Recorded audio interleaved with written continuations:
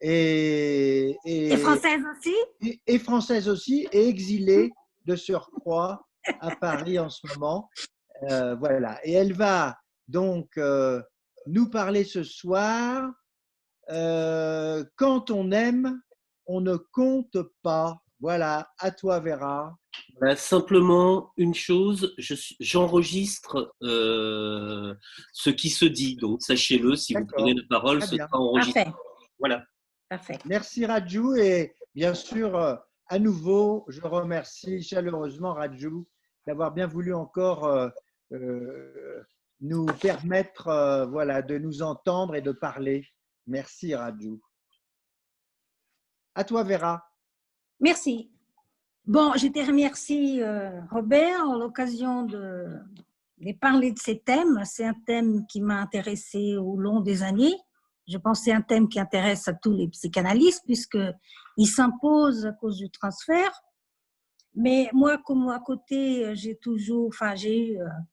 vais finir là mon parcours comme universitaire bientôt, mais j'ai eu des étudiants, doctorats, tout ça, qui ont choisi, pas toujours des femmes, hein, un homme ou féminin aussi a choisi des thèmes qui avaient rapport à l'amour, dévastation, plutôt dévastation, c'est ravage. Donc, des questions sur l'amour, mais sur l'amour chez la femme. Donc, vous savez bien, on a beaucoup de matériel sur l'amour, matériel théorique et matériel clinique. Donc, je me suis trouvée là. J'ai plus de. Quoi? Je peux continuer? Si? Donc, je me suis trouvée avec pas mal de matériel et le choix était difficile. De quoi je vais parler? Je ne peux pas parler de tout. Et j'ai décidé donc ce que j'avais à dire, enfin ce que j'avais envie de dire, j'ai en fait compris avec des choses que j'ai pris comme, enfin, je suis partie d'abord d'une chose qui a fait mouche, a fait cause, hein, je peux dire. C'est quelque chose qui a été dit plusieurs fois par Robert. Cette année, dans les séminaires, dans les cadres de séminaires, et c'est la question de l'érotomanie féminine. Je crois qu'il n'a pas dit l'érotomanie féminine, mais je crois qu'il a dit chez les femmes. Il a dit l'érotomanie et il a marqué chez les femmes.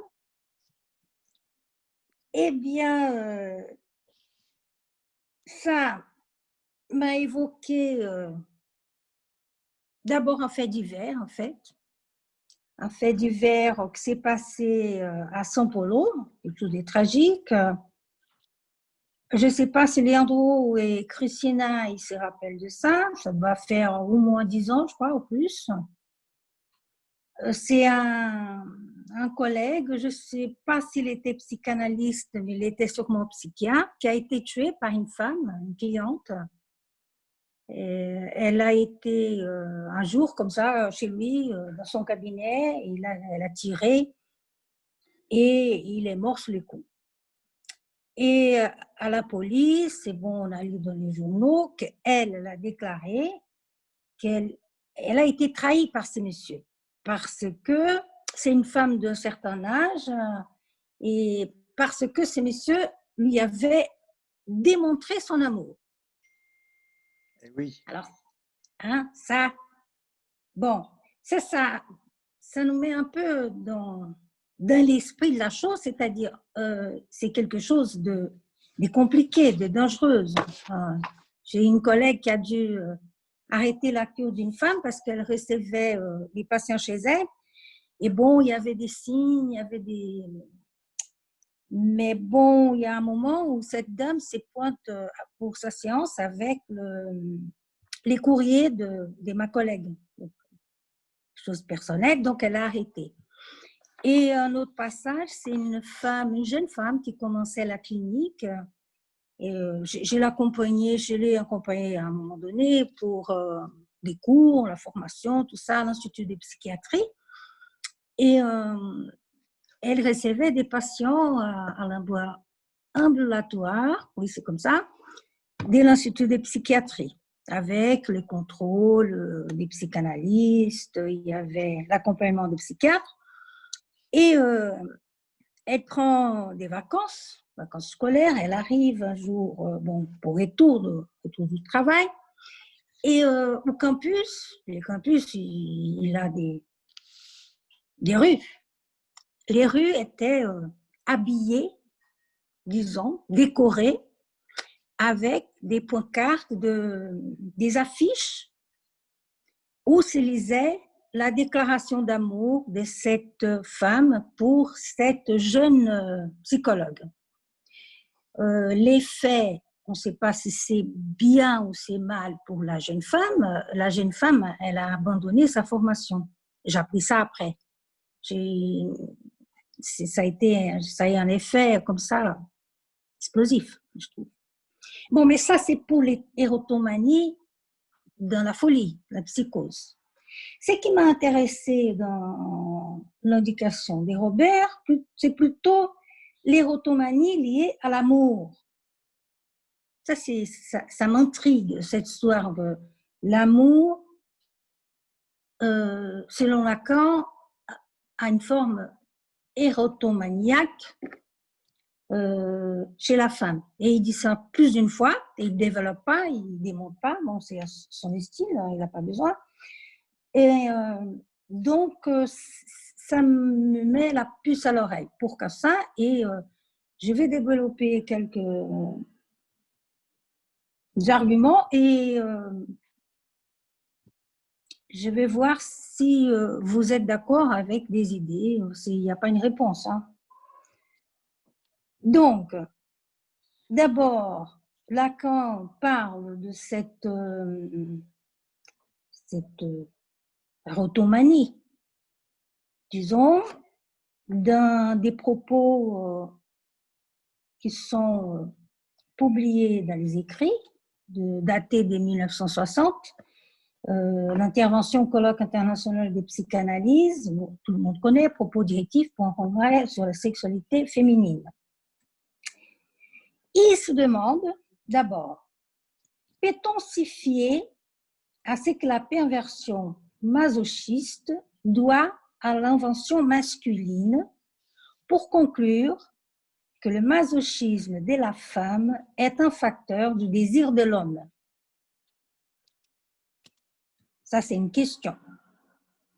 Après, quelque peu après, il déclare « Si la position du sexe diffère quant à l'objet, c'est toute la distance qui sépare la forme fétichiste de la forme érotomaniaque de l'amour. » Donc, si la position du sexe diffère quant à l'objet, ça sépare donc la forme fétichiste de la forme érotomaniaque. Rappelons-nous qu'il est en 1960. Alors, juste une petite question, si oui. je puis me permettre de t'interrompre. Oui, bien sûr, s'il te plaît, oui. Sur cette différenciation très intéressante qu'introduit Lacan, est-ce qu'il précise que ça différencie aussi les sexes par rapport à l'amour? Je veux dire, est-ce qu'il indique une différenciation entre une forme fétichiste et une forme érotomaniaque chez la femme, ou bien il différencie l'érotomanie du côté des femmes et le fétichisme du côté des hommes? Oui, il fait ça. La femme, c'est côté érotomaniaque, et l'homme, côté fétichiste, enfin la forme fétichiste. Voilà, oui. Donc ce qui est peut-être juste un point de précision qui est tout à fait intéressant là, c'est qu'en effet, il n'y a pas de fétichisme féminin. Oui, oui, oui, c'est ça. Et justement, c'est que ce qui est intéressant, c'est faire un saut, aller tout droit de 1960 à 1973 dans la leçon, je ne me rappelle plus les numéros, mais dans les séminaires encore, séminaire 20, quand il prépare, quand il présente son tableau, les formules de la sexuation. Je ne vais pas le développer ici, tout le monde connaît. Moi, je ne suis pas spécialiste. On a eu déjà une explanation intéressante par Raju, si je me rappelle. Si, c'était au début du séminaire. Oui. Mais ce qui est intéressant, c'est que dans ces tableaux, il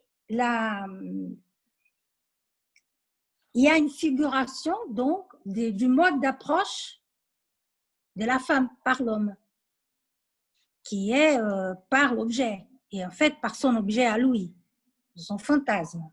Donc, ça j'ai trouvé intéressant, parce que jusqu'à maintenant, j'avais ces références, mais j'ai pas été comme ça de l'une à l'autre. C'est ça. Donc, il figure l'effet que les par-lettres arrivent à s'approcher, les par-lettres qui sont du côté masculin, d'une femme qu'à partir d'un objet, leur propre objet cause à partir de leur fantasme.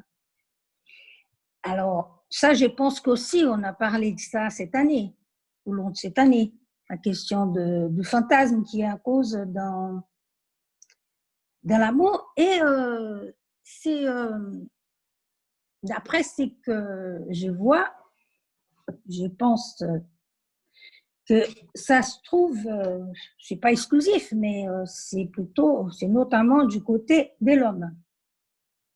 Alors justement, quand tout le monde sait, hein, je parle de l'homme, de la femme, c'est pas que la femme existe, c'est parfois des sujets ou féminins qui sont dans des corps d'hommes. Donc c'est juste cette répartition-là. Et c'est intéressant pour ce qui est du fétichisme, c'est que vraiment ce que attire chez une femme un homme, c'est toujours de l'ordre d'un détail, parfois d'un petit détail. Parfois, c'est quelque chose de plus complexe. J'ai eu un patient que c'était un peu difficile parce que c'était un lieu, quand il relatait ça, il fallait écouter. C'était pas un pervers, c'était un obsessionnel. Il fallait qu'il fasse, la femme qui était avec lui, répéter l'histoire d'espèce d'harcèlement qui s'est passé entre elle et un homme de son travail, qui avait une position supérieure à elle. Et il y avait quelque chose entre ces messieurs qui étaient mon patient, dans sa tête à lui, et cet homme, une espèce de rivalité, ou d'attirance en même temps, j'en sais rien. Mais comme cet homme, il était formel, il m'a dit depuis le début, quand je ne suis pas les mêmes après avoir une femme, enfin la conquérir, faire l'amour. Parce que après que j'obtiens ce que je veux, ça ne m'intéresse plus. Donc, comme il voulait rester avec cette dame précise, pour maintenir son désir, il lui demandait, à la fin elle était un peu fatiguée, mais bon, elle cédait. Il ne disait pas, il faut absolument que tu fasses, mais comme ça, mine de rien, il disait, bon, mais comment ça s'est passé, comment c'est? Bon, et là, il arrivait à avoir du désir pour cette dame. Donc, c'est quelque chose qui est fixe, hein? C'est pas très riche, en fait. Et on a déjà chez Freud une indication des différents modes d'aimer. Je ne sais pas si ça vous dit quelque chose, je vous fais penser, je vous fais rappeler de ces formulations freudiennes, mais il parle d'un mode d'aimer au masculin qui est la dégradation de l'objet comme condition d'amour. Ça, c'est Freud. Il a un texte sur la plus générale dégradation de la vie amoureuse. vous m'excuserez parce que mes références ne sont pas en français, sont en castellano. C'est la Standard Edition publiée, c'est une très bonne édition argentine. Et donc, j'ai traduit, je passe au français pour vous parler des titres. Je sais pas, ça ne doit pas correspondre à ce que vous avez, mais c'est un texte de 1912.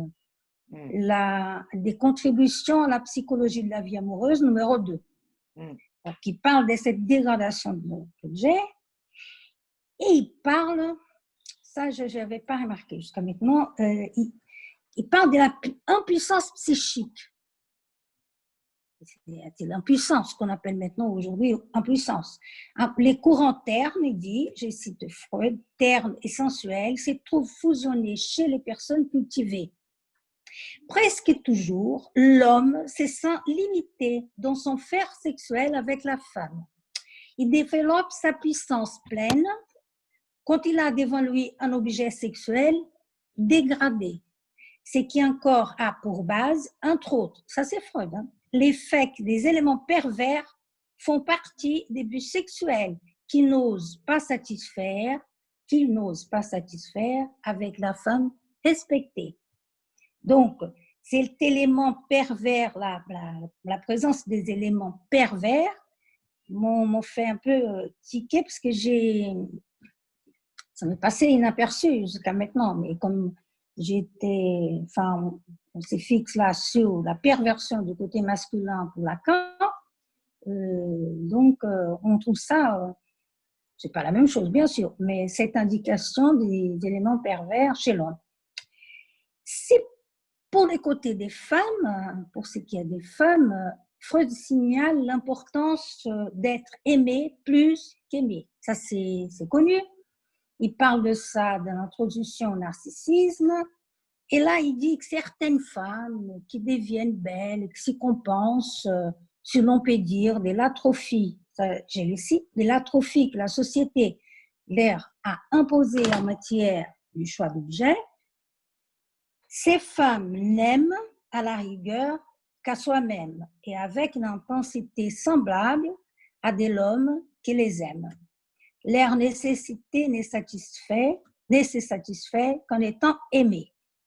Pour ces femmes narcissistes, il observe, il y a juste l'amour d'objet, de plein objet, plein amour d'objet va être réalisé juste avec l'enfant qui va naître. Comme on sait, c'est la réponse de Freud pour ce qui est une femme. Qu'est-ce que c'est qu'une femme? Donc, là, il parle de ça, mais il restreint à certaines femmes.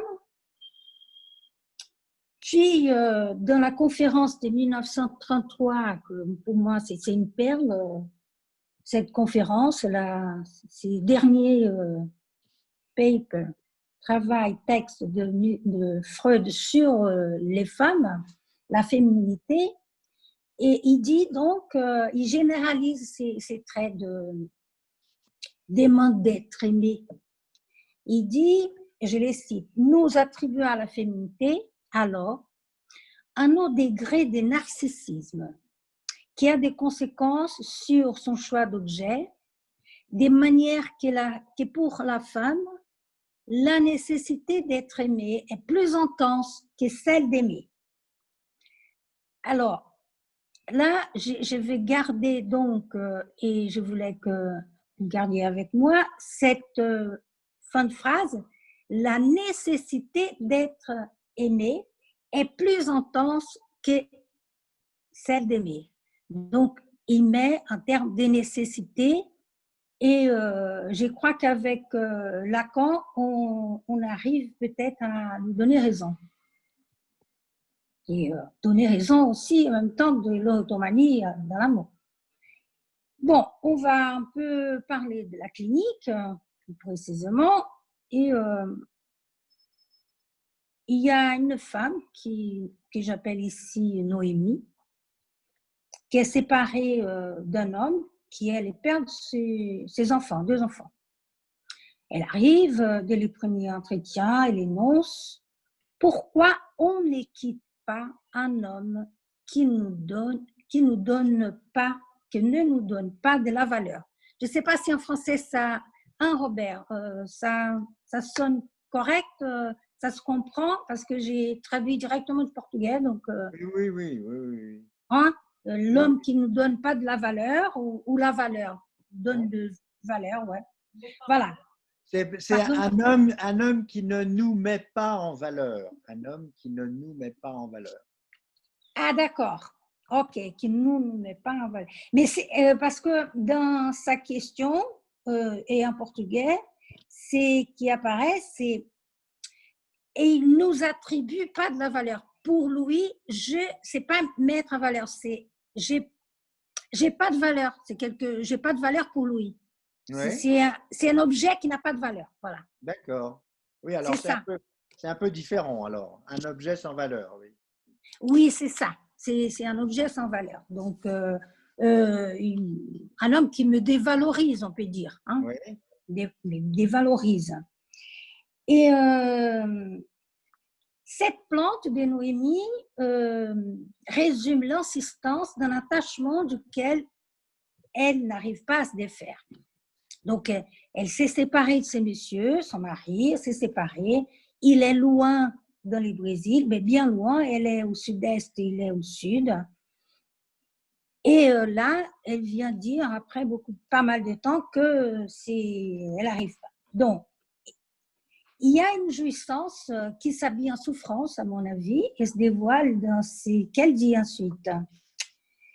Elle dit, je n'ai pas réagi jusqu'à arriver, je ne réagis que quand je suis arrivée au plus bas possible.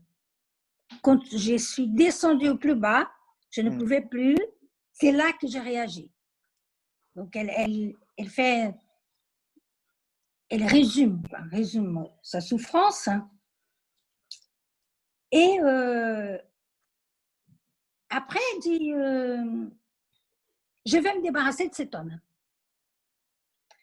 Je vais me débarrasser de cet homme qu'on peut écouter comme une demande, et une demande qui demande prudence. Donc, elle a écouté en silence. Devant le silence, elle se pose, elle, la question, est-ce que je l'aime encore? Bon, ça, c'était les débuts. Ça s'est passé pas tout ça dans un seul entretien, mais elle a donc fait un parcours de pas mal de temps. Et ça, pour moi, c'est un des exemples des femmes qui viennent déposer cette plante. Disons, mon mari ne me valorise pas, j'ai pas de valeur pour lui. Bon. Et il y a même une qui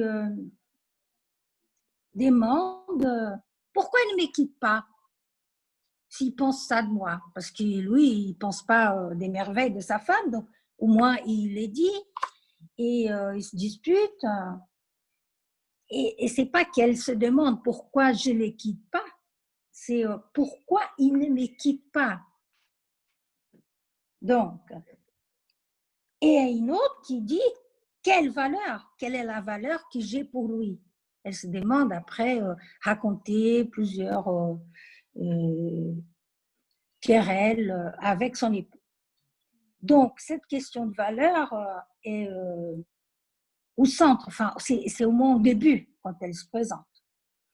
Et pour moi, d'abord, ça me remet au sans valeur ou pas de valeur, qui se lie au manque de signifiants qui puissent dire la femme. Là, on est dans une réponse du côté du signifiant. Non? Alors, je n'ai pas bien compris la réponse dont tu parles. La réponse. Non, d'accord. Non, c'est pas une réponse, mais c'est une solution plutôt pour moi, pour nous, à la question de quoi il s'agit dans cette plante. Oui. Quelle valeur j'ai pour l'homme que j'aime, est-ce que j'ai une valeur quelconque? Donc, moi, je pense que du côté du signifiant, homme-femme, hein, on n'a pas un signifiant qui puisse dire la femme, donc ça peut nous remettre au manque des signifiants. C'est de ça que je parle. C'est clair, Robert, ou tu veux dire quelque chose d'autre? Non, il faut que tu précises D'accord. le rapport entre le manque de signifiant pour dire la femme et la valeur, et la valeur attendue, en quelque sorte. Ah oui, oui. C'est comme il n'y a pas des parités, il n'y a pas de parité, il n'y a pas d'équivalence. Oui, Donc, oui. du coup, il y a les côtés, il y a les phallus, et de ces côtés femmes, il n'y a rien. Donc, c'est parce que la valeur, j'ai été voir en français, comment on peut dire, donc je vais chercher là, voir si c'était la même signification qu'un portugais, et on dit c'est ce qui marque, enfin je peux dire comme ça en général, quelque chose et qui nous donne une référence dans l'échange avec d'autres choses. Mm-hmm. Donc,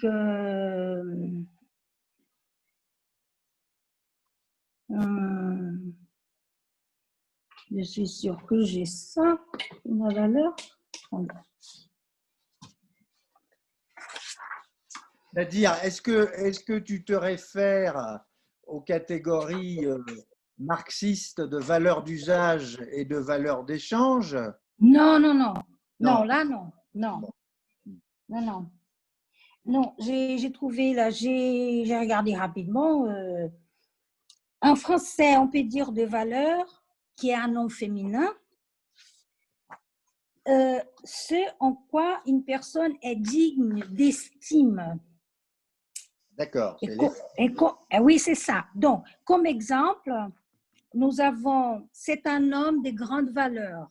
J'ai trouvé ça marrant que ce soit un homme.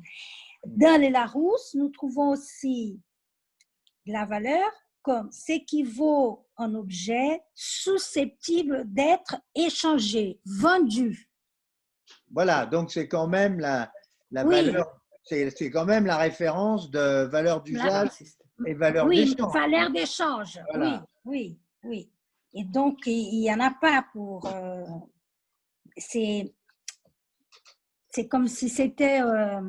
comme si l'amour venait suppléer, comme dit Lacan, Voilà. c'est manque. Et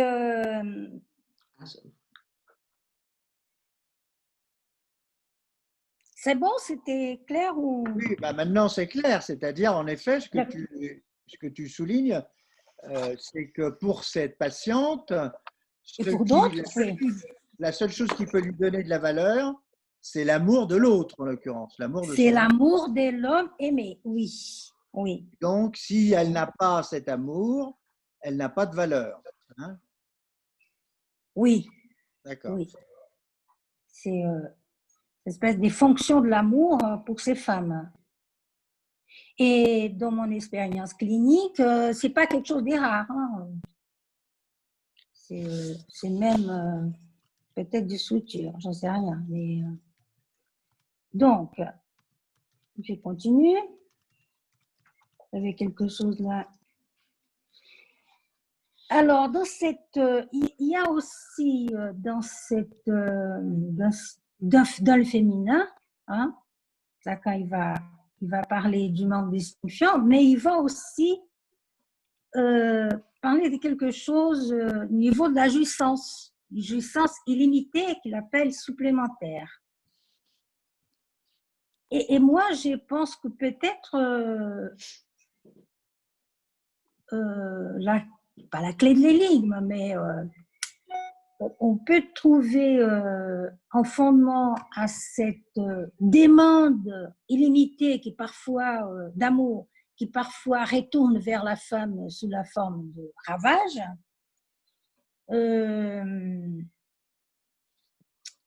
Il dit là, en télévision, 73, il va parler donc de cette démesure. On ne compte pas quand il ne va pas dire ça, mais cette démesure qui est indiquée, insinuée par ces proverbes, ces dictons. Il dit ainsi l'universel de ce qu'elle désire, elle des femmes, est de la folie. Toutes les femmes sont folles, qu'on dit. C'est même pourquoi elles ne sont pas toutes, c'est-à-dire pas folles du tout. Ça, on connaît très bien, on répète, pas folle du tout.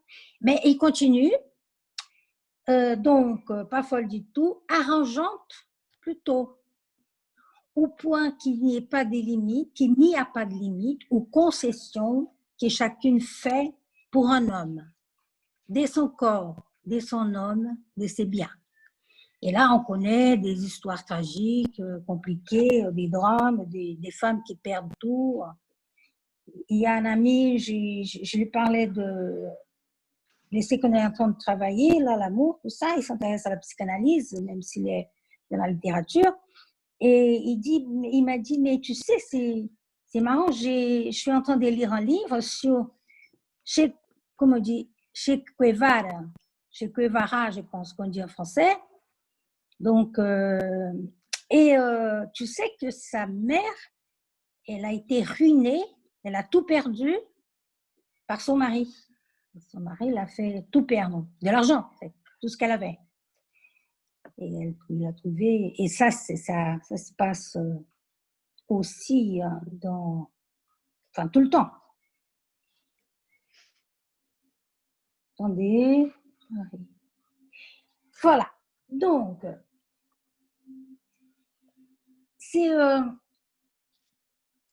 cet amour qui pourrait nommer la femme, on peut dire comme ça, je pense, qui pourrait nommer, même Lacan a commencé comme ça, tu es ma femme, donc je suis ton homme. Et dans plusieurs cas encore, dans la psychose, il y a ça. S'il y a une s'il je suis un homme, s'il y a un homme, je suis une femme. Donc, ça fonctionne. Qu'est-ce que donc une femme pour un homme s'il n'a pas de rapport qui place les deux sujets en parité? Lacan signale dans ce sens que l'amour est impuissant, quoi qu'il soit réciproque. Ça, c'est un autre point qui a été signalé dans ces séminaires, si je me souviens bien, au long de l'année. Cette question, Robert, de l'impuissance de l'amour. Oui. L'impuissance à faire un.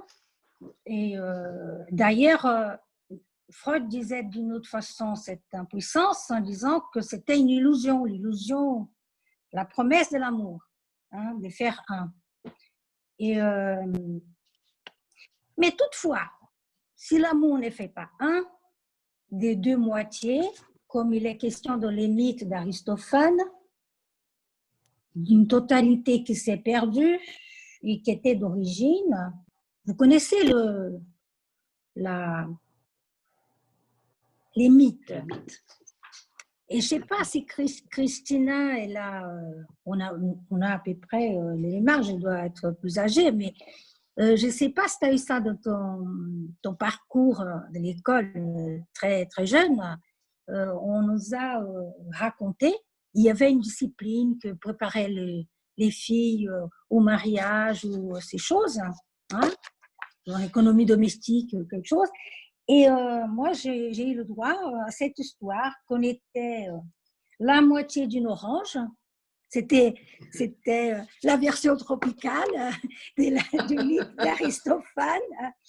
On était la moitié d'une orange. Je suis restée avec ça beaucoup de temps dans ma tête. On était la moitié d'une orange et on n'avait qu'à trouver l'autre moitié et l'union serait parfaite. Oui. Alors, c'est méchant pour les filles quand même de faire croire à une chose pareille. C'est un peu comme les contes des fées. Oui. Mais c'est bon. C'est comme ça. Les temps ont changé, on raconte d'autres choses et peut-être moins intéressantes. Donc, l'amour, même s'il ne fait pas un de ces deux moitiés, il peut être considéré comme pouvant faire une médiation. Si je comprends bien, une liaison, c'est pas une relation, mais une médiation et un semblant de relation, car il a une fonction, précise Lacan, dans le séminaire 20 toujours, des suppléances à ce qu'il n'y a pas. Donc, il déclare ce qui supplée au rapport sexuel, c'est précisément l'amour. Il y a un autre passage, je ne l'ai pas là sous les yeux, mais il y a un autre passage dans ce même séminaire où il dit que faire l'amour, c'est de la poésie. Et je crois que c'est ça la suppléance de l'amour, c'est faire de la poésie. Et la langue française s'y prête à merveille à voir ça, parce que Christine et mon collègue Leandro, qui connaît aussi la langue portugaise et brésilienne, on ne dit pas faire l'amour en portugais. Faire l'amour, non, on dit en français. Et donc, faire l'amour, c'est poétique, c'est déjà une manière qui a la langue d'utiliser l'amour comme une suppléance. On ne dit pas en portugais, on dit, si on dit, c'est parce qu'on connaît le français et on parle, on l'emporte. Ah oui, ça n'existe pas en portugais. Ah non, non, non, non, ça n'existe pas. C'est parce que tu as été élevé en français, toi. Donc, je ne suis pas sûre, mais bon. Que dit Leandro? Tout le monde en Fazer amour, on dit fazer amour. On dit, non, on dit ça. Non, tu es sûre? En Portugal peut-être, mais chez nous, non. Non, non, on ne dit pas. Non. Il y a même des musiques qui disent comme ça. Mais bon, c'est peut-être une influence, mais... Oui, après, on peut voir ça. Mais moi, oui, on peut voir ça, oui. Dans mon expérience, dans ma tête, je connais qu'à partir du français, cette idée de faire l'amour. Je t'interromps un petit moment. C'est pour parler justement d'une patiente qui me dit « Moi, je fais ». Elle ne complète pas. C'est une adolescente. Elle n'arrive pas à tout dire. Elle dit « Moi, j'ai fait ». Et au fils, elle ne complète pas. Elle ne peut pas le dire. N'est-ce pas? Alors, ça veut dire que c'est pas encore vraiment une expérience. C'est à moitié. J'ai fait, mais elle utilise justement le faire. Mais bon, comme si elle n'avait pas sorti de l'enfance, parce que c'est les enfants qui disent j'ai fait parce que je fais caca, je fais pipi. Voilà. Oui. C'est peut-être pour elle au niveau comme ça corporel, biologique, je ne sais pas. Oui. Oui. C'est trop nouveau pour elle. Oui, oui, exactement. Oui. Donc moi, mais continue. Non, je pense que cette indication de Lacan, c'est qu'il affirme sur la suppléance au rapport sexuel qui n'existe pas, m'indique une fonction, une fonction de l'amour, et que on pourrait penser à une fonction de suppléance et une fonction qui se déploie au niveau dans les registres du semblant. C'est ça. Donc, là, combien de temps j'ai parlé? Je n'ai pas vu, hein, ça fait longtemps. Je peux m'arrêter. Hein. En fait, j'ai fait un parcours chez Freud et... pardon? Non, j'ai dit 50 minutes. 50 minutes. Ah, c'est beaucoup. Non, c'est beaucoup. Donc, je vais juste donner une notice et on passe à la discussion peut-être. Donc, on trouve la question... Non, ça fait 30 minutes. Ah, 30, oui, mais c'est déjà beaucoup. Donc, on est... dans Freud, on trouve donc, la question, qu'est-ce que c'est une femme posée pas dans ces termes, bien sûr, dans son fameux texte La féminité de 1933. Il présente donc les féminins comme énigmes. Et ce qui m'a intéressé, c'est qu'il cherche, mais il ne trouve pas une référence, quelque chose qui fasse référence au féminin. au-delà d'un vide, d'un manque, notamment dans les registres du corps. La petite fille a noté l'organe chez son frère ou chez un copain. Et il dit, j'ouvre les guillemets, elle forme immédiatement son jugement et sa décision. Vu ça, elle sait qu'elle ne l'a pas et veut l'avoir. Donc, il complète en disant que le garçon est un peu plus lent que la fille, donc la fille conclut tout de suite, mais le garçon va se faire des illusions, il va penser que ça va pousser, ça va lui pousser à la fille. J'ai une expérience inoubliable, un petit garçon dont j'étais visiter sa petite sœur qui venait de naître il n'y avait pas longtemps, c'était les voisins à l'époque, je faisais mon doctorat. Ces petits garçons, 3 ans et demi, on s'approche de sa sœur, comme s'il me montrait sa sœur, et il me sort ça, quand je serais une fille, 3 points. C'est-à-dire que moi, je me suis arrêtée, mon écoute s'est arrêtée là, je ne sais pas ce qu'il a dit, et j'ai gravé ça quand je serais une fille.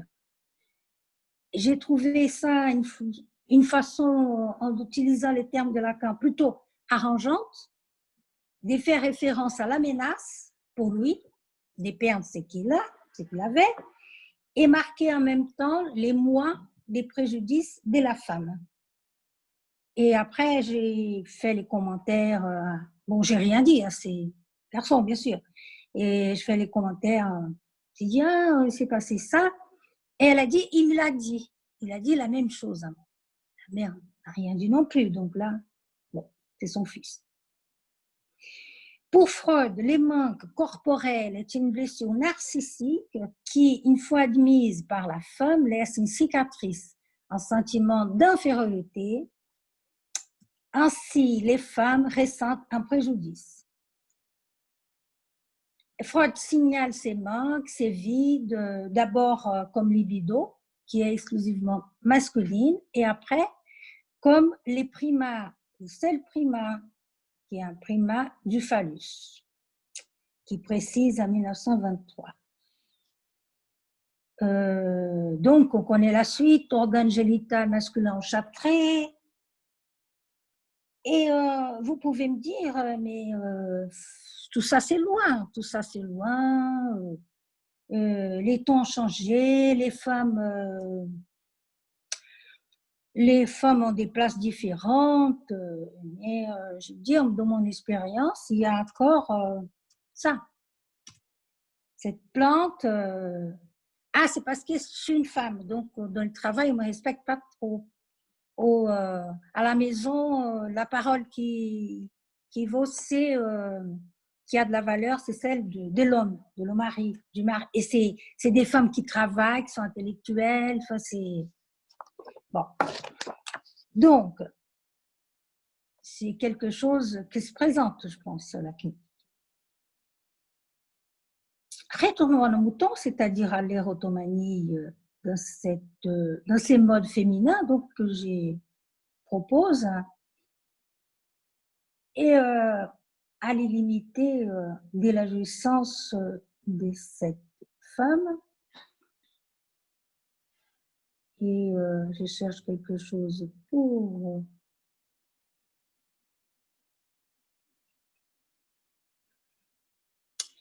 Donc, c'est une citation de Lacan encore.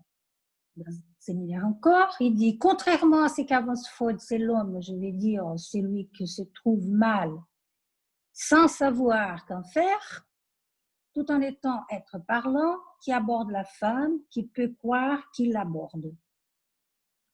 Je crois que c'est sur ça aussi que Robert a insisté dans ses croires.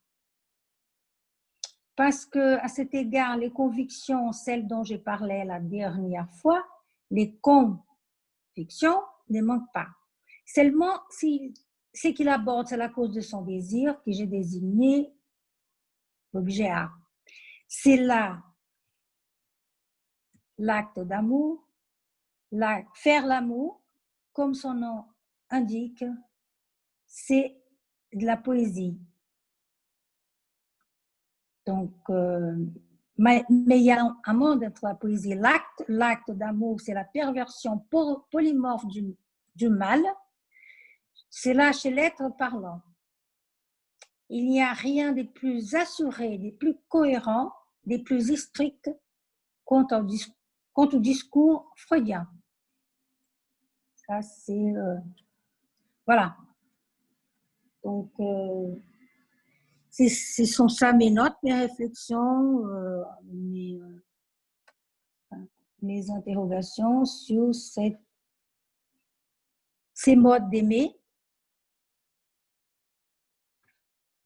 Voilà.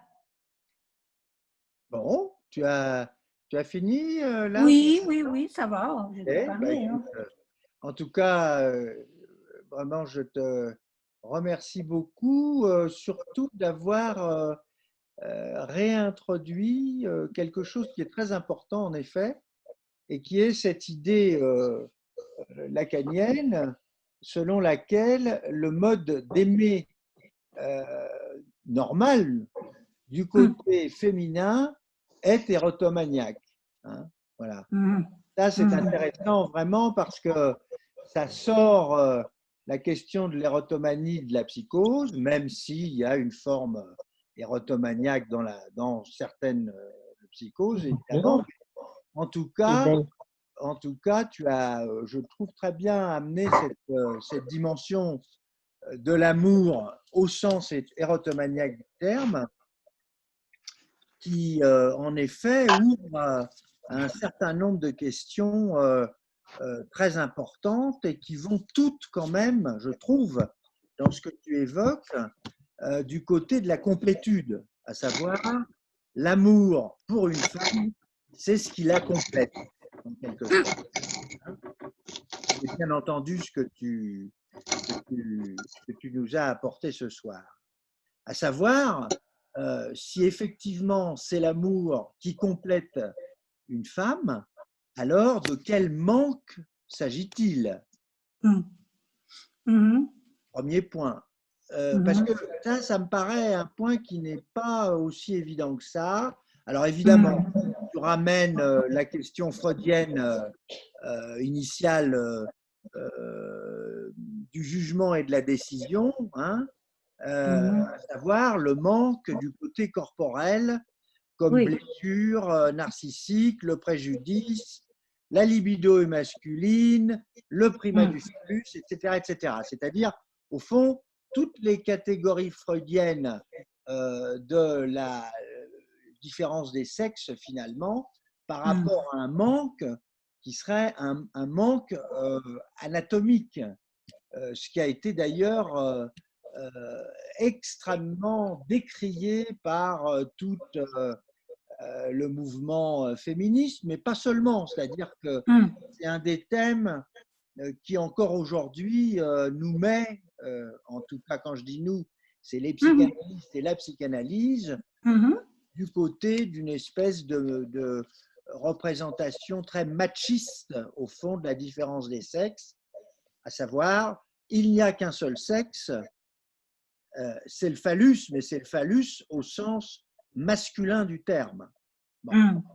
Alors, je trouve qu'on peut quand même reprendre cette question, en effet, par rapport à qu'est-ce qui lui manque. Si on répond que ça peut être l'amour qui la complète, on voit bien que la question du sexe au sens anatomique est totalement à côté de la plaque. Enfin, c'est-à-dire comment pourrait-on croire que à quelqu'un à qui pourrait être complété par l'amour, le manque serait du ressort anatomique. Évidemment, c'est aberrant à partir de là. Et je trouve que c'est ça que Lacan finalement va reprendre, hein, comme tu l'as d'ailleurs très justement dit, et ouvrir, alors là, une toute autre dimension qui permet d'ailleurs de sortir fort heureusement de cette question de la différence anatomique au sens du pénis, enfin, même si évidemment c'est incontestable et incontournable. En tout cas, je ne crois pas, et d'ailleurs on entend bien ça tout le temps, que le manque dont il s'agit pour quiconque d'ailleurs, spécialement quand il s'agit des femmes, se réduise à quelque chose du ressort de la différence anatomique, à savoir, si j'avais été un homme, au fond, il ne me manquerait plus rien. Bon, ça, c'est une proposition totalement, comment dirais-je, enfin, à côté de la dimension psychique du manque, qui est bien sûr quelque chose de tout à fait différent. Alors, en effet, ce que tu évoques aussi est de tout à fait important, c'est la nomination pour la femme qui est aussi du ressort de l'amour. C'est-à-dire, non seulement l'amour est ce qui peut compléter une femme, mais c'est aussi ce qui peut la nommer. C'est bien ça que tu… Oui, moi, c'est dans mon expérience, c'est ça que j'ai compris, que j'ai appris en fait avec les sujets.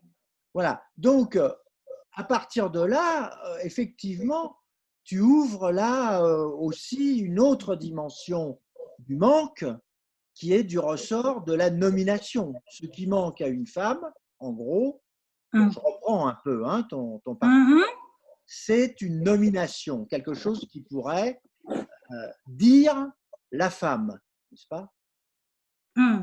Bon. Alors… est-ce que tu me permets? Oui. Je pense que ça manque non seulement à la femme, mais à l'homme aussi. Bien parce sûr. Qui ne peut pas nommer la femme. Bien et sûr. Aussi, quand tu parles de sexe, tu as raison, mais je me rappelle, c'est une phrase de Lacan que j'aime beaucoup. Il dit, mais c'est que j'ai articulé, comment c'est m'énervant. Précisément l'année dernière, donc séminaire 19, c'est que quand on aime, il ne s'agit pas de sexe. Alors, quand on parle des formules de sexuation d'identité sexuelle, mais c'est pas les sexes, c'est pas… Voilà. Hein? Bien sûr. Non, mais c'est très important de souligner cet aspect parce que, en fait, le problème, c'est que le sexe ne résout rien. À savoir, faire l'amour, c'est fort agréable au demeurant, mais enfin, ça ne résout pas ni la question du manque, ni la question de la nomination, ni la question de ce fait qu'il n'y a pas de rapport sexuel au sens où il n'y a pas de complétude d'une moitié qui pourrait retrouver son autre moitié d'orange, puisque c'était assez joli ce que tu as évoqué là. Voilà. Donc il n'y a pas de un possible, il n'y a pas de complétude, il n'y a pas de moitié qui rejoindrait sa moitié. Tout ça, c'est du ressort de l'imaginaire. Et au fond, l'amour vient là à la place, effectivement, d'une complétude, de ce qui pourrait compléter ce qui manque, en sachant bien sûr, que ça n'a qu'une vertu éphémère, imaginaire et j'allais dire, peu fréquentable. Mais c'est un peu ça quand même. L'amour, c'est assez peu fréquentable d'une certaine façon. Robert, voilà. Je peux être en désaccord avec toi. Oui, dis-moi. Oui, quand tu insistes sur les caractères, la nature, imaginaire, simplement imaginaire, moi je pense que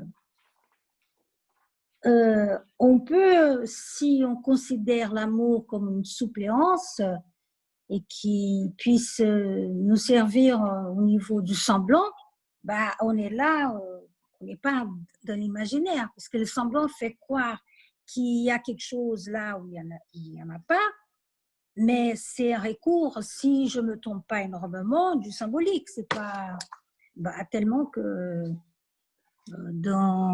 chez les psychotiques, ces recours est difficile à attendre.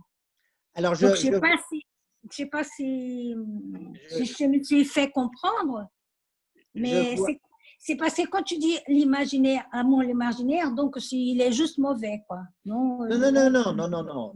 C'est pas loin de moi cette idée que l'imaginaire soit mauvais. C'est pas ça, c'est pas ça la question. C'est que l'imaginaire, d'abord, ça n'a pas d'arrêt, c'est-à-dire que c'est une production permanente, mais surtout, ça ne remplit rien.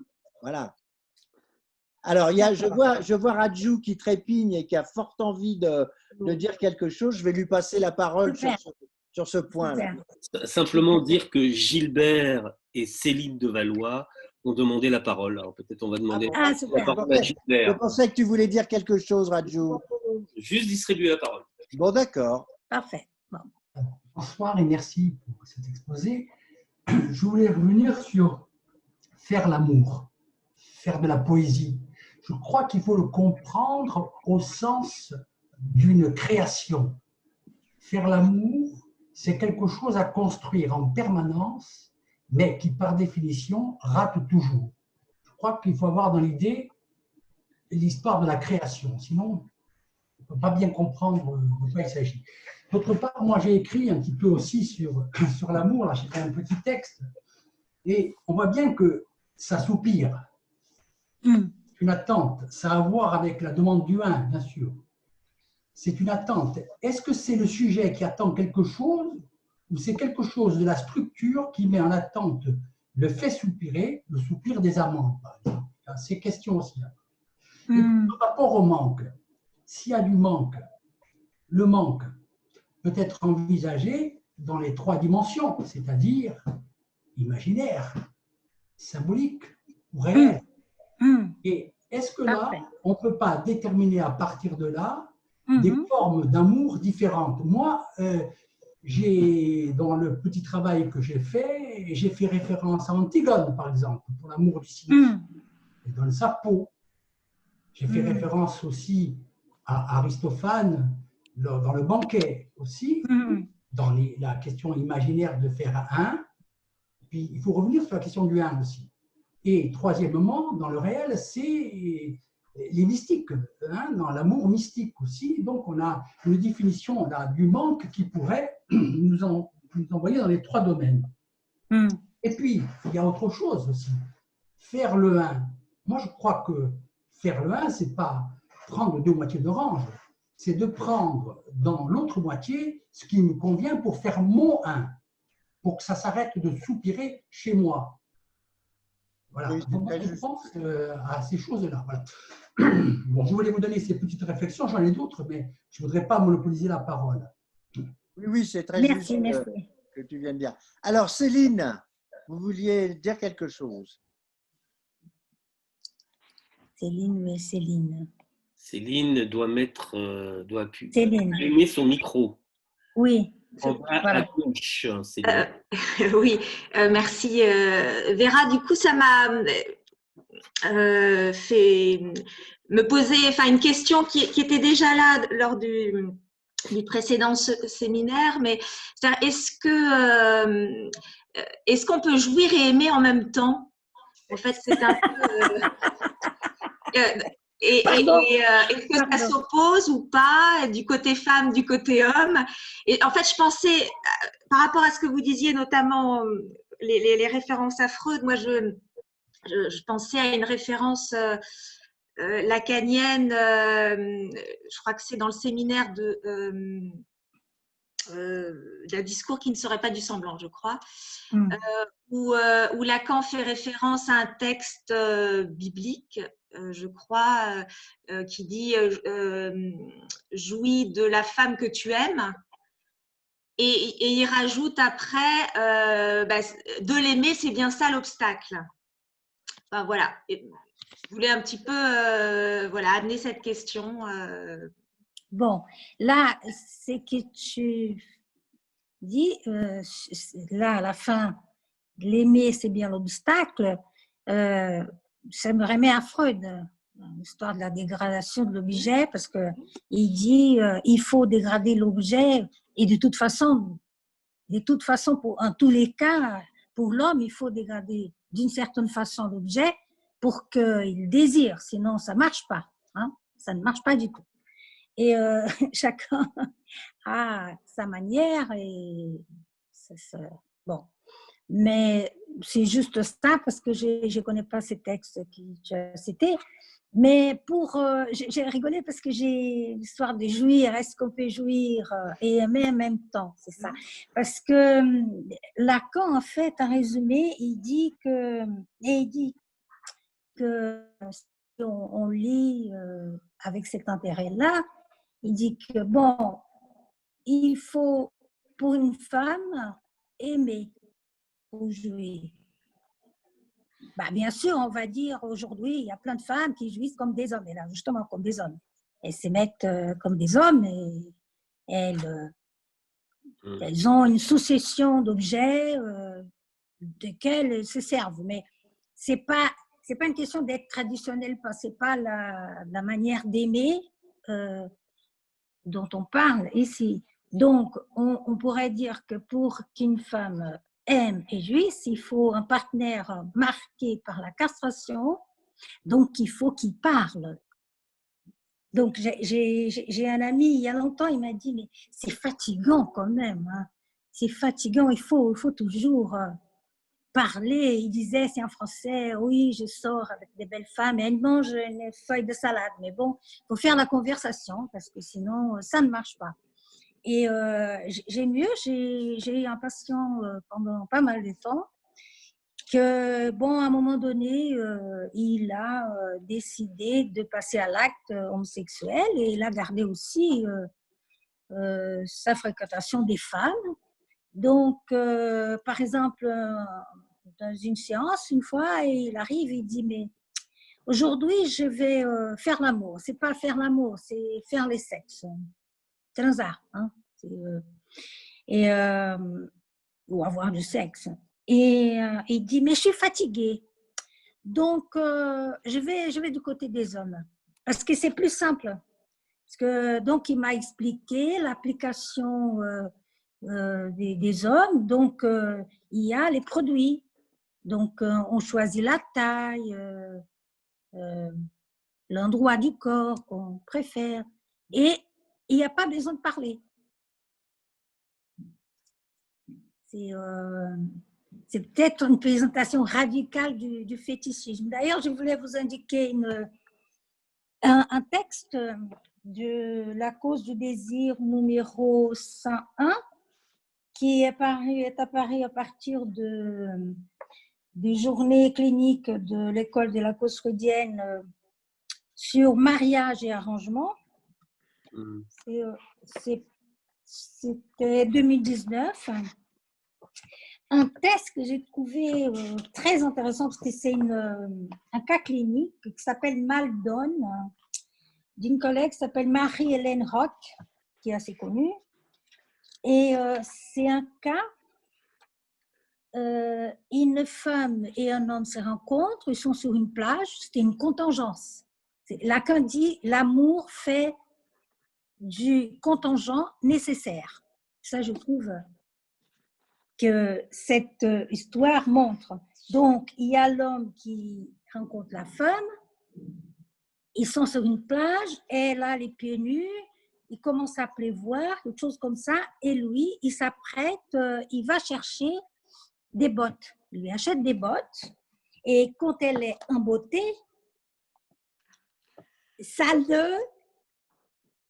il est pris d'un désir immense. Bon, ça fait une histoire d'amour, ils se marient, ils ont un enfant ou deux enfants, jusqu'au moment où là, dans les mariages, avec les années, tout ça, il s'avère que lui, il a besoin des bottes. Il faut qu'elles soient vraiment en beauté pour que ça marche pour lui. Hein?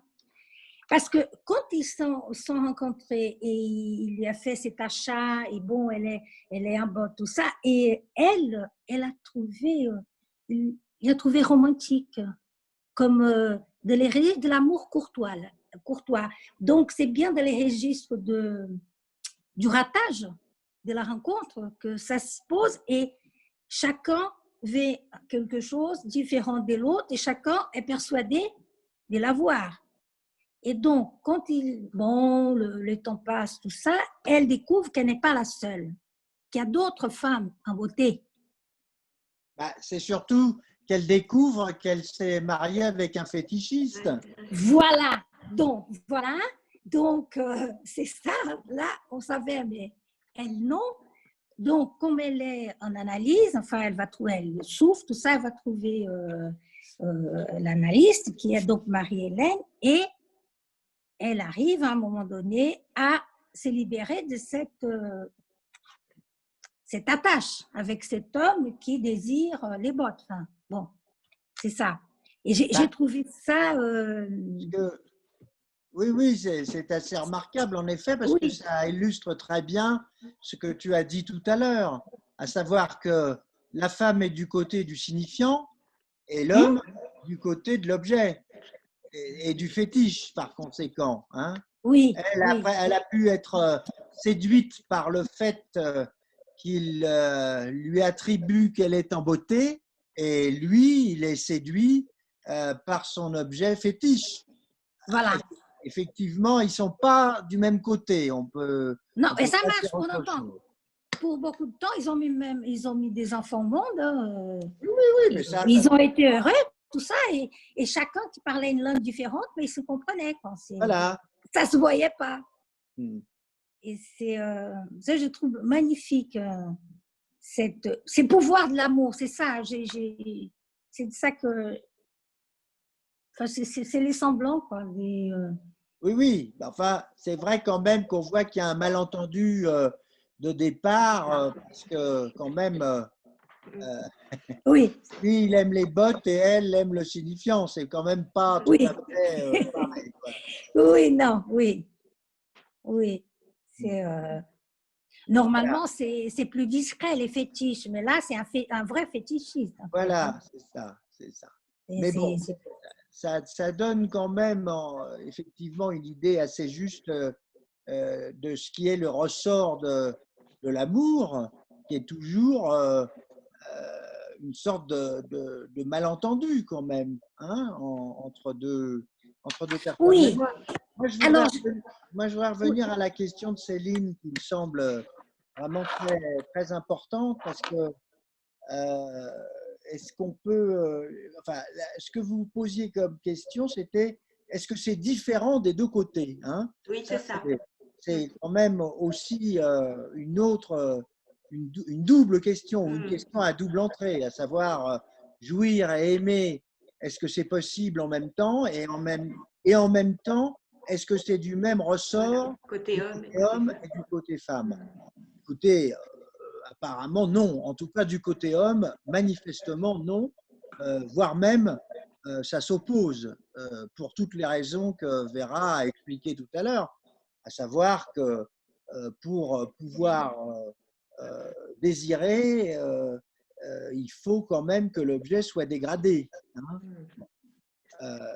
Dès lors qu'il ne le serait plus, certainement qu'il pourrait aimer, mais qu'il ne pourrait pas désirer du coup. Hein. Donc pour ce qui est de jouir et aimer en même temps, là, ça pose ce type de difficulté. Alors du côté de la femme, c'est une autre question, je crois vraiment, parce que, comme Vera l'a aussi très bien amené, l'objet, c'est pas du tout le même là, hein, du côté de la femme. Il ne s'agit pas d'aimer, il s'agit d'être aimé.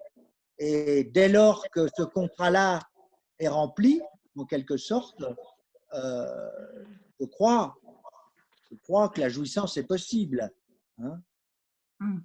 Je crois que la jouissance est possible en même temps, alors que pour l'homme, ça rend impossible précisément. Donc, ils sont vraiment dans deux champs en opposition, quoi, du point de vue de la jouissance et de l'amour.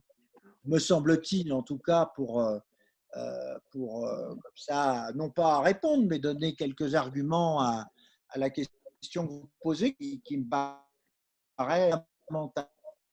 Alors, je voudrais justement, à propos de jouissance aussi, continuer ce point, parce que, comment dirais-je, quand Vera, tu rapportes cette espèce de fondement freudien sur l'idée que la libido est masculine, tu disais, mais au fond, du côté homme, il y a le phallus et du côté femme, il n'y a rien. Mais ça, moi, je ne crois pas parce que, enfin, je ne crois pas, c'est pas que je ne crois pas, c'est que si on suit un peu le développement des fonctions de la sexuation, là, par Lacan, quand même, il précise que même si la femme n'est pas du côté du phallus, elle passe quand même par le phallus, de toute façon. Ah oui, bien sûr. Non, bien sûr, bien sûr. Non, mais c'est son être de femme qui n'est pas couvert par les phallus. D'accord, d'accord. Sous les phallus, elle est comme un homme. D'accord, d'accord. Et quant à la libido masculine, alors, quand même, là aussi, Lacan introduit quelque chose de, je trouve, qui rompt, oui, d'une certaine façon, qui est en rupture avec cette idée, puisque, au fond, la jouissance autre, ça sort d'abord de la question de la libido, qui est quand même très réductrice, et ensuite d'une libido qui ne serait que du côté masculin. La jouissance autre, ça montre exactement l'inverse, à savoir que c'est du côté du masculin qu'il manque quelque chose de cette jouissance. Tu vas me permettre de ne pas être d'accord. Oui, d'accord. Ben, au contraire, c'est ça qui est intéressant. Parce que je ne sais pas tout et je ne sais pas grand-chose, mais mon idée de la libido, j'ai l'approche du désir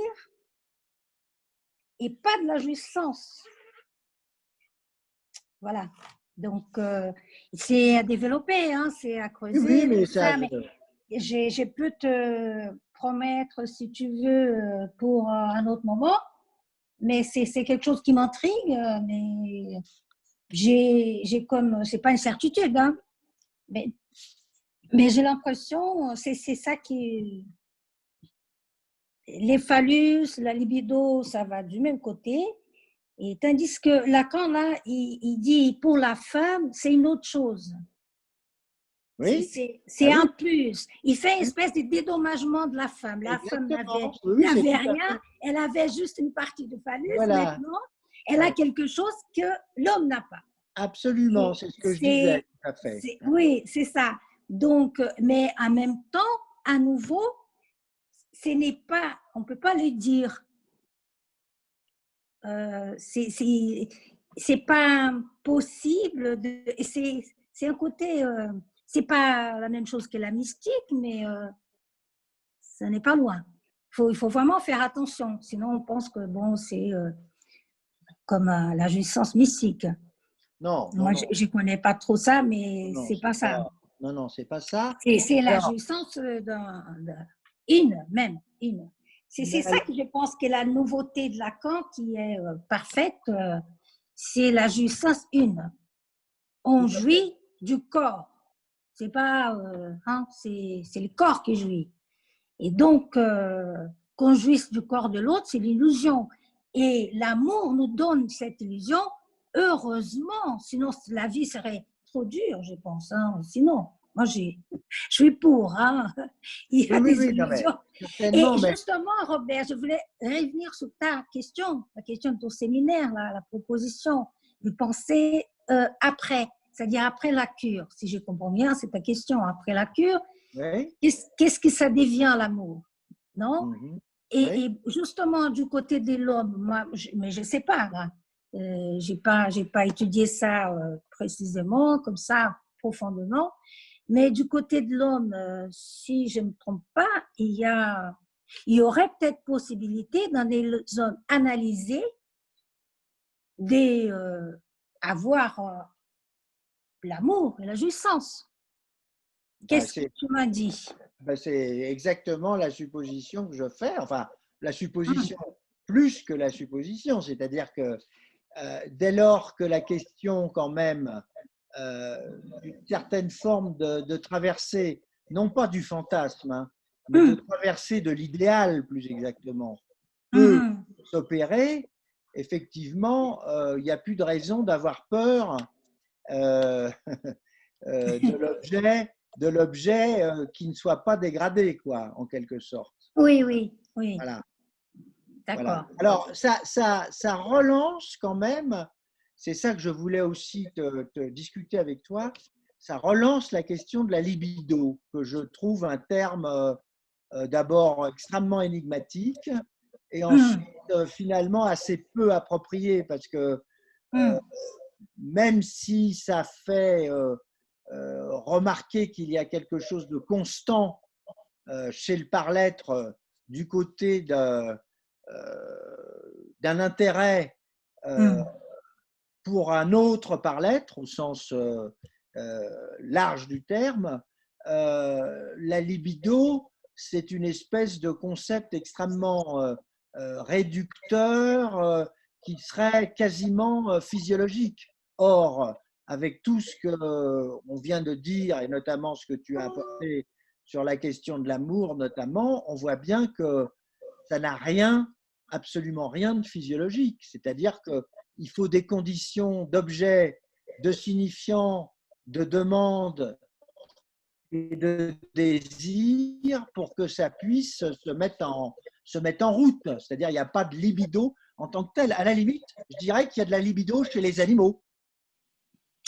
Oui, Robert, mais moi, enfin, je pense que la libido, si on n'y croit pas fermement, parce que sinon ça nous embarrasse, la libido, c'est parce que c'est comme ça que je pense les concepts en général. La théorie, ce sont des instruments dont on dispose pour approcher les faits cliniques. Sinon,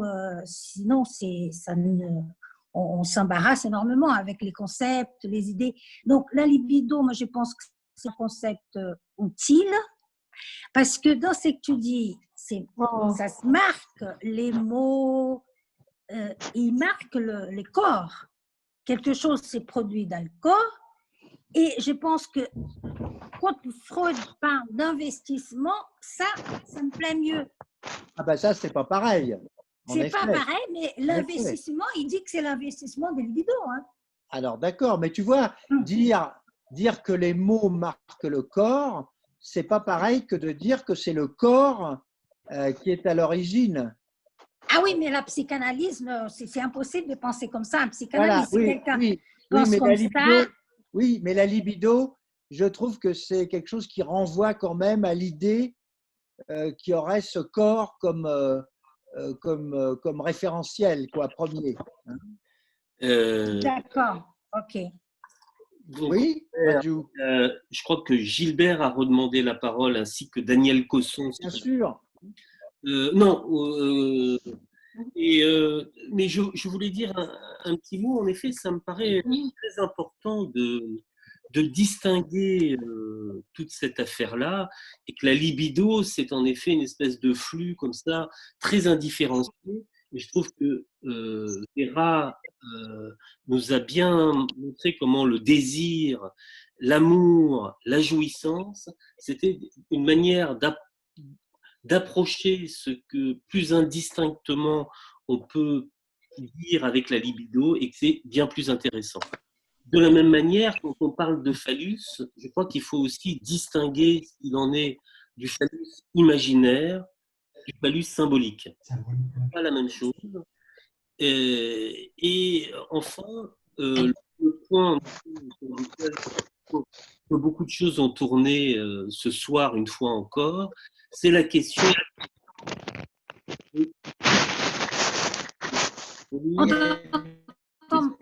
On t'entend mal. Quelqu'un fait du bruit avec son ordinateur. Je coupe. C'est Françoise Cosson. Alors je coupe, voilà, je la coupe. Voilà.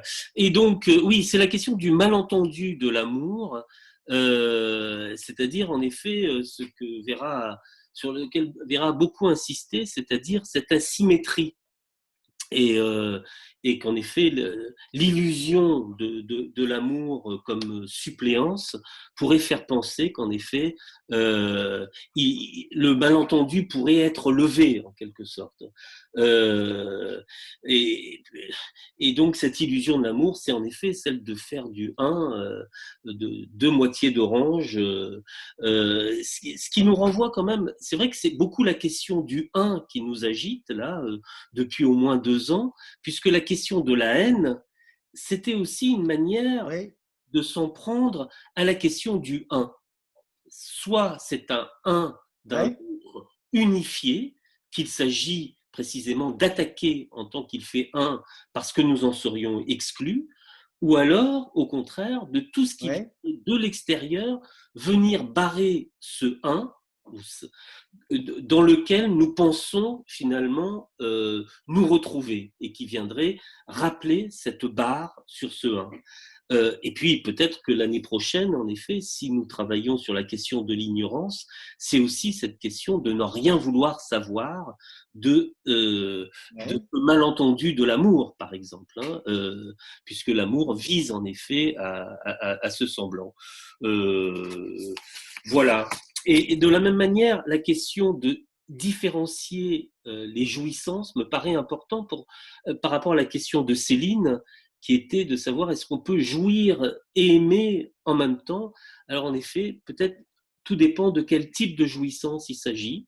Ça a été abordé là avec ce que tu disais, Robert, sur cette femme qui était du côté de l'amour par le signifiant et de cet homme qui s'approchait de l'amour par la question de l'objet des bottes Ouais. entre autres. Voilà, donc la question de la jouissance, en effet, tout dépend de quelle jouissance. Est-ce que c'est la jouissance du sens? Est-ce que c'est la jouissance autre? La jouissance dite féminine, dite supplémentaire. C'est là où, en effet, je te rejoins, Robert, en disant que, eh ben, il n'y a pas rien du côté de la femme, même si la femme, ça n'est pas les femmes, ça n'est même pas forcément une femme. C'est ce qui est du côté droit du tableau de la Oui. séparation. Et puis, en effet, de différencier ce qu'il en est de la jouissance de l'autre ou de la jouissance phallique. Lacan dit la jouissance phallique, c'est la jouissance sexuelle. C'est-à-dire tout ce qui passe par le coït et le plaisir du coït, c'est cette jouissance phallique. Et là, en effet, peut-être quand même que dans le coït, on peut avoir cette impression que de ne plus faire qu'un, enfin en tout cas un certain moment, et que quelque chose de l'amour puisse coïncider. Mais peut-être dans les autres types de jouissance aussi. Tout dépend en effet comment chacun repère peut-être comment il est pris dans ses jouissances et comment ça peut s'articuler avec la question de l'amour.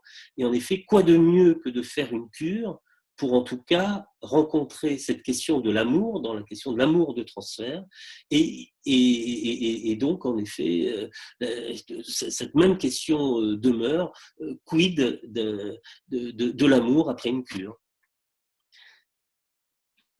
Eh bien, écoute, merci pour toutes ces précisions fort importantes et intéressantes.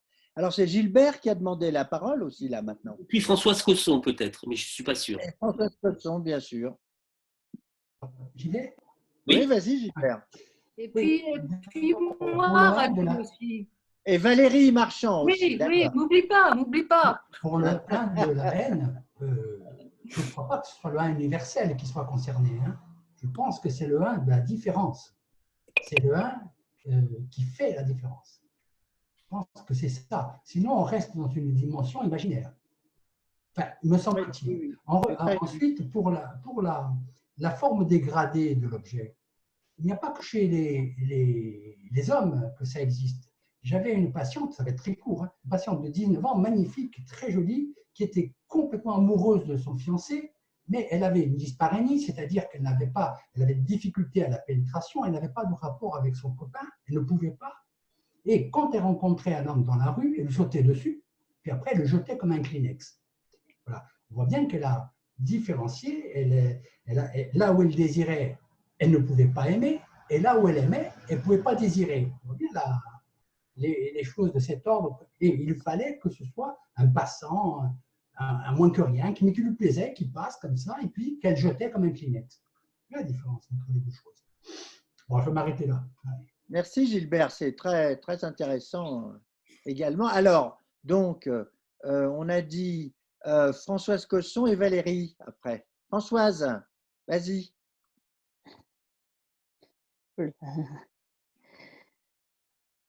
Oui, Françoise, tu as la parole. Ton micro est ouvert. Je ne l'ai pas demandé. Je ne l'ai pas demandé. Ah bon? Voilà, non, non, pas Ah bon, du bon, tout. pardon. Alors, c'est Alors Rachel. j'écoute avec Ok. beaucoup Ah bah, d'attention. alors, on donne la parole à Valérie, alors. Voilà. Valérie. Oui, alors je vais essayer d'être claire parce que c'est un petit peu quand même quelque chose que j'essaye d'étudier en ce moment. À propos donc de la jouissance là, que vous évoquiez, bien sûr, enfin, la jouissance autre, la jouissance supplémentaire, vous avez évoqué celle des mystiques en disant que pour la femme, ce n'était pas de ça dont il s'agissait. Alors, je pense qu'en fait, il s'agit de ça. Enfin, je pose l'hypothèse qu'il s'agit de cette jouissance de Dieu, c'est-à-dire de cette jouissance mystique, c'est-à-dire celle qu'on voit sur la sculpture du Bernat, là, qui est en couverture d'un des séminaires de Lacan, hein, où cette sainte, je ne sais plus très bien laquelle, est vraiment en pleine jouissance. Je pense que cette jouissance autre, elle est de cet ordre-là. Et alors, mon chien qui aboie, bon. Et ce dont il s'agit. Vous m'attendez un instant?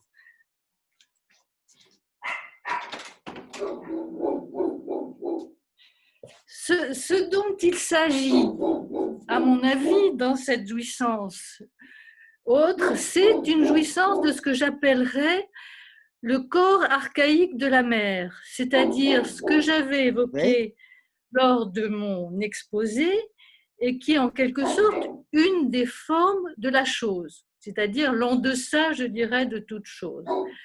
Donc, je me demande si, je pense quand même que je réintroduirais la question du corps, mais sous cette forme du corps archaïque de la mère, qui est quelque chose de définitivement perdu et inaccessible, bien sûr, hein, bon, qui a eu lieu, enfin, dont on construit que ça a eu lieu.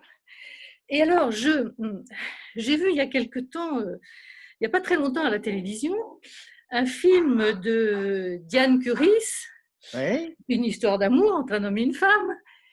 Et à la fin de ce film, dont j'ai oublié le nom malheureusement, la mère de la femme meurt. Et donc, cette femme retourne auprès de sa mère pour l'accompagner jusqu'à la mort. Ensuite, donc, cette femme qui est l'héroïne retrouve son homme, fait l'amour avec lui. Et au moment où elle fait l'amour avec lui, et au moment où on dirait qu'elle jouit, elle appelle sa mère. C'est-à-dire qu'à mon avis, ce qui se produit là, c'est le corps archaïque de la mère comme perdu. Et je pense que cette jouissance tourne, enfin, je me demande si cette jouissance autre ne tourne pas autour de cette question-là. Voilà. Eh bien, merci beaucoup pour… Mais tes questions seraient bienvenues parce que ça me permettrait d'élaborer un petit peu plus. En tout cas, ce sont de vraies hypothèses à travailler quand même. Hein? Vera, qu'est-ce que tu en penses, toi?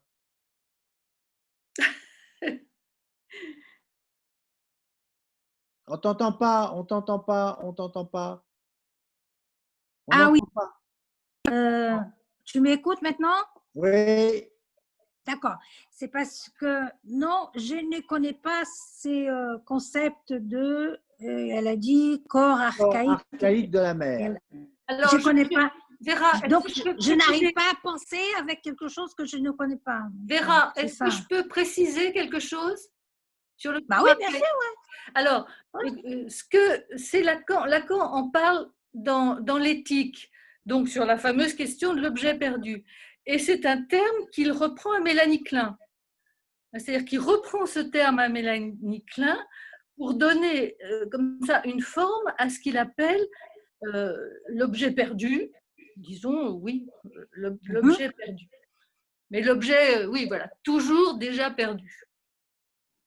Parce qu'il dit, alors moi je ne connais pas suffisamment Mélanie Klein, que quand Mélanie Klein parle de la création artistique, elle parle de, en quelque sorte, réparer ce corps ou restaurer ce corps archaïque de la mère. Voilà. D'accord. Merci. Je vais voir dans les séminaires parce que j'ai dû lire et laisser passer. Et comme je n'ai pas eu l'occasion d'écouter, de participer à ton séminaire, parce que j'avais une autre réunion de travail en même temps, donc je n'ai pas… Alors, il y a Maria Cruz et Philippe Volosco qui ont demandé la parole aussi. Ouais. Maria. Maria Cruz. Alors, Maria. Ah oui, oui, à propos des… Bon, m'a beaucoup plu ce séminaire, Vera. Merci beaucoup. Merci. Et à propos les mots de Valérie Marchand, et je suis très, très d'accord avec elle. Et parce que justement, ce qu'on a présenté au dernier congrès d'analyse freudienne, hein, dans notre travail, justement, la jouissance autre a quelque chose à voir avec un lien à la mère, au corps de la mère, qui n'est pas complètement symbolisé. Et quand on dit ce qu'on a refoulé, on l'a refoulé complètement, on n'a pas été, qui n'a pas été symbolisé. Voilà. D'accord, merci. Je ne peux pas dire beaucoup plus. Hein. Merci. Alors, est-ce que je peux ajouter quelque chose? Oui, bien sûr. Je trouve que c'est intéressant d'évoquer la question du corps, surtout à l'heure actuelle, où, donc, du fait du confinement, il y a un certain nombre d'analystes qui tentent de continuer les analyses ou je ne sais pas, de remplacer les analyses ou les psychothérapies en faisant par téléphone. Là, il n'y a pas de place pour le corps. Et la question est, pourquoi est-ce que le corps est indispensable à la psychanalyse s'il l'est effectivement? Voilà. J'ai une idée de réponse, hein, juste oui. Une petite idée. C'est pas de moi. J'ai lu dans des écrits des auteurs, lecteurs de Lacan, quelque chose qui me paraît intéressante, appropriée, la présence des corps.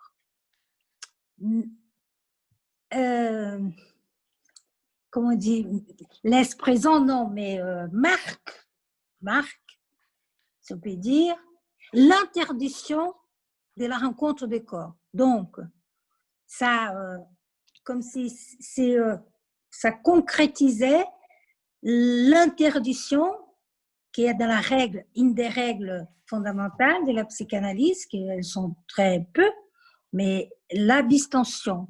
J'ai écrit un texte à partir ça fait longtemps, d'une présentation de cas d'un collègue que la femme, elle, littéralement, elle saute au cou de son analyste et elle dit presque la même chose que Lacan quand il parle de ça au séminaire 8, après il reprend au séminaire 20, il dit mais écoute, je ne comprends pas pourquoi tu ne veux pas faire l'amour avec moi puisque nous sommes tous les deux là, tout seuls dans cette chambre, parce que c'est un petit espace. Donc elle dit cette chambre parce qu'il y a les divans, tout ça. Mais c'est un alibi parfait. Elle dit comme ça, c'est un alibi parfait. Ben donc oui. C'est le début de son traitement. Et après, j'ai travaillé avec ça. J'ai présenté à Caracas il y a très longtemps. Et ça m'a permis de fouiller un peu dans cette histoire d'amour des transferts et aller voir ce que Freud dit. Freud dit que c'est un amour vrai et qu'on ne peut pas appeler les diables de l'enfer et après dire oh, je n'ai rien à voir avec ça. Vous démerdez avec. C'est très intéressant. Mais je pense que j'ai une patiente qui me dit que cette pratique par vidéo, elle ne fait pas par téléphone mais par vidéo, cette pratique est plus fatigante que recevoir des patients. Elle a dit, Vera, tu ne trouves pas? Je dis, ah bon, j'ai pas pensé, mais c'est peut-être parce qu'il manque cette force de l'interdiction bien présente. Je ne sais pas. Je ne sais pas. Mais en tout cas, on fait des arrangements, hein, les vidéos, tout ça, mais la rencontre des corps, c'est indispensable. On paye de sa personne, dit Lacan, dans la direction de la cure. Il faut payer de sa personne. Il y a Philippe Volosco qui demandait la parole. Oui, alors plusieurs petites choses. Premièrement, pour la question des corps, moi j'ai continué des analyses par téléphone. Et tu ne fais pas la vidéo, tu préfères les téléphones? La vidéo, moi je trouve que ça ne marche pas du tout. Moi, ça me fatigue aussi énormément. Parce que dans la vidéo, on ne peut pas voir quelqu'un qui nous regarde, puisque la caméra est décentrée par rapport à l'écran. Et puis surtout, la vidéo, c'est une image qui est que spéculaire. Et qu'à ce moment-là, il y manque une dimension et je pense que c'est ça qui fatigue beaucoup, c'est cette dimension qui manque. Par contre, par téléphone, il y a quand même quelque chose du corps qui est la voix, hein, qui est aussi un objet petit a. Et donc, je pense que ce qui fonctionne par le téléphone, pour des analyses qui ont commencé avant le confinement. Oui, bien sûr, oui. Hein, c'est-à-dire qu'effectivement, il y a beaucoup de patients qui vont métaphoriser ça, qui disent, ben voilà, quand j'étais dans la salle d'attente, en attendant le téléphone, ou qui vont s'allonger et se mettre dans une position équivalente à celles qu'ils peuvent avoir sur un divan. Et moi, je pense que par téléphone, il y a même des analyses qui sont plus fécondes, des moments analytiques plus féconds pendant, je veux dire, par le téléphone. Donc, bon, ta conférence est très intéressante, mais je voulais répondre aussi à Valérie sur la question du corps archaïque de la mère, parce que hier soir, j'ai lu un peu rapidement le texte de Michel Ferrazzi dans le séminaire qu'il a fait à Madrid le mois dernier. Et là, il parle d'amour réel, qu'il décrit comme ça. Alors, je vais certainement déformer parce que je l'ai lu rapidement. C'est effectivement celui d'une mère qui donne la vie. Non, pardon? D'une mère qui donne la vie, qui donne la vie à un enfant. Oui. Hein, et là, lui, il parle d'amour réel. Et moi, je pense que ça renvoie à cette idée dont Valérie parlait tout à l'heure, du corps archaïque de la mère. C'est une autre façon de le dire. Et je pense que Valérie pourrait lire ce texte qui est sur le site. Voilà, c'est tout ce que je voulais dire. Ok, oui, oui. Merci. Bon, écoutez, chers amis, je crois qu'il est bientôt 11 heures. Voilà, c'était un séminaire très intéressant. Merci Vera. Merci à vous. Hein. Et à ceux qui sont intervenus, bien sûr. Donc, dans 15 jours, on se retrouve à la même heure. Cette fois, ce sera Christina Kupfer qui interviendra directement de São Paulo. Directement de São Paulo. Ça, malheureusement. Ouais, c'est quand même assez formidable aussi qu'on puisse c'est super, oui, voilà, faire ce genre de possibilités grâce à la technique. Aussi, ça n'a pas que des mauvais côtés, ça a des bons côtés aussi. Oui, c'est vrai. J'ai participé à plein de réunions comme si j'étais au Brésil. Oui. Voilà. Oui. Et donc, son titre, ce sera, je te laisse le dire, Christina. C'est l'autiste est-il capable d'aimer? Je vais parler d'amour de transfert et amour. Voilà. Vous m'avez même donné des idées intéressantes. Donc, ce sera… Attendez, je ne vais pas faire de… Ça sera comme d'habitude très passionnant et je vous invite à nous retrouver dans 15 jours. Voilà, à très bientôt. Et merci Robert, merci beaucoup. Prenez soin de vous car le virus est toujours là. Toujours là. À bientôt. À bientôt.